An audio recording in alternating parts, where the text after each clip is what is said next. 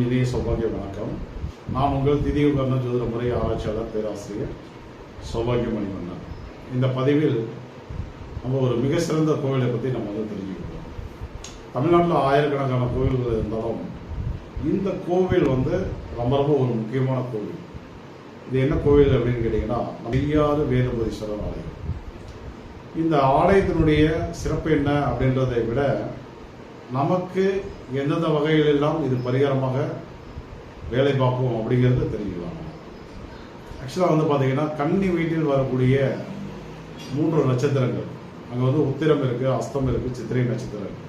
இந்த 3 நட்சத்திரங்கள்ல ரொம்ப முக்கியமான நட்சத்திரம் அஸ்த நட்சத்திரம் தான். அதே போல சந்திரனுடைய நட்சத்திரங்கள் ரோகிணி, அஸ்தம், திருவோணம் என்ற சந்திரனுடைய 3 நட்சத்திரங்கள்ல மிக மிக முக்கியமான ஒரு நட்சத்திரம் அஸ்த நட்சத்திரம். இப்போ 12 வீடுகளில் பார்த்தீங்கன்னா, கன்னி வீடு காலபுருஷத்தோடு பார்த்தீங்கன்னா 6ஆம் வீடாக வருது. இது கடன், வம்பு, வழக்கு, நோய் நொடிகளை எல்லாம் உருவாக்கக்கூடிய ஒரு வீடாக நம்ம எடுத்துக்கலாம். இப்போ இவ்வளோ சிறப்புகள் வாய்ந்த இந்த நட்சத்திரம், இந்த வீடு உங்களுக்கு கடுமையாக பாதிக்கப்பட்டு இருந்தால் நீங்கள் இந்த செய்யாறு வேதபுரீஸ்வரர் ஆலயத்தில் போயிட்டு பரிகாரங்கள் பண்ணும்போது அந்த தோஷ நிவர்த்தியை நம்ம கண்கூடாக உணர முடியும். கைமேல் உடனே பலன் கிடைக்கும்னு சொல்லலாம்.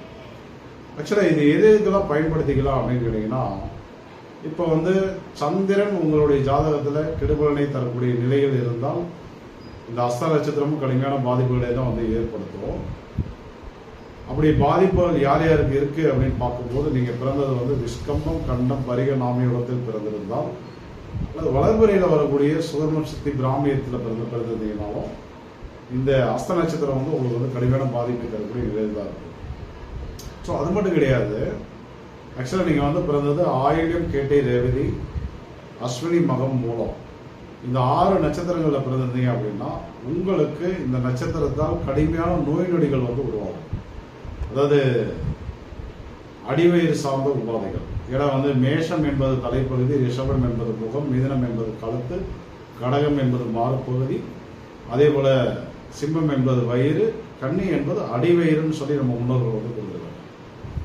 இந்த அடிவயிற்றில் உங்களுக்கு நோய் நொடிகள் என்பது ஏற்படும். இப்போ அடிவயிற்றில் வலிவேதனைகள், வெப்பத்தால் வரக்கூடிய வியாதிகள், இரணியா, அஜீரணம், கேஸ் ட்ரபிள், இந்த மாதிரி நோய்களை எல்லாம் உத்திரமும் கொடுக்கும், அஸ்தமும் கொடுக்கும், சித்திரையும் கொடுக்கும். ஆனால் இப்போ நம்ம பார்த்துட்டு இருக்கிறது அஸ்தத்துக்கு உண்டான பரிகாரம் கோவில். ஸோ இது இந்த குறிப்பிட்ட 6 நட்சத்திரத்தில் பிறந்தவர்களுக்கு வியாதிகளாக வெளிப்படுத்தும். அப்போ நீங்கள் என்ன பண்ணலாம் அப்படின்னா, ஒருவேளை நீங்கள் இந்த 6 நட்சத்திரத்தில் பிறந்திருந்தீங்க அப்படின்னா, நம்ம கடலூர் மாவட்டத்தில் இருக்கக்கூடிய செய்யாறு வேதபுரீஸ்வரரை ஒரு திங்கக்கிழமை நாளாக பார்த்து, அல்லது ஒரு சந்திர ஓரையில், அப்படி இல்லையா சந்திரன் பலமாக இருக்கக்கூடிய ஒரு கரசை கிரமத்தில் நீங்கள் போயிட்டு ஒரு தீபம் போட்டு தேங்காய் பழம் உடைச்சு அர்ச்சனை செய்து விட்டு, குறிப்பாக பச்சரிசியில் செய்த உணவுகள் அல்லது தின்பண்டங்களை, அப்படி இல்லைன்னா கமலா ஆரஞ்சு பழம்னு சொல்லக்கூடிய ஆரஞ்சு பழம், கமலா ஆரஞ்சு பழம், அந்த மாதிரி பழங்களை வாங்கிட்டு போயிட்டு வேதபுரீஸ்வரருக்கு நைவேத்தியம் பண்ணிட்டு, அங்கே இருக்கக்கூடிய பக்தர்களுக்கு அந்த பச்சரிசியில் செய்த உணவு அல்லது தின்பண்டம், அப்படி இல்லைன்னா இந்த ஆரஞ்சு பழம், கமலா ஆரஞ்சு பழம், இதை நீங்கள் கொடுத்துட்டு வந்தீங்க அப்படின்னா கண்டிப்பாக அந்த நட்சத்திரத்தால் வரக்கூடிய பாதிப்புகள் விலகமாகும். சரிங்களா? ஸோ இது ஒரு அற்புதமான ஒரு விஷயம். எல்லாரும் பயன்படுத்திக்கோங்க. முடிஞ்ச அளவுக்கு இந்த தகவல்களை ஷேர் பண்ணுங்க, லைக் பண்ணுங்க, உங்களுடைய கருத்துக்களை மறக்காம கமெண்ட் பண்ணுங்க. நன்றி, வணக்கம்.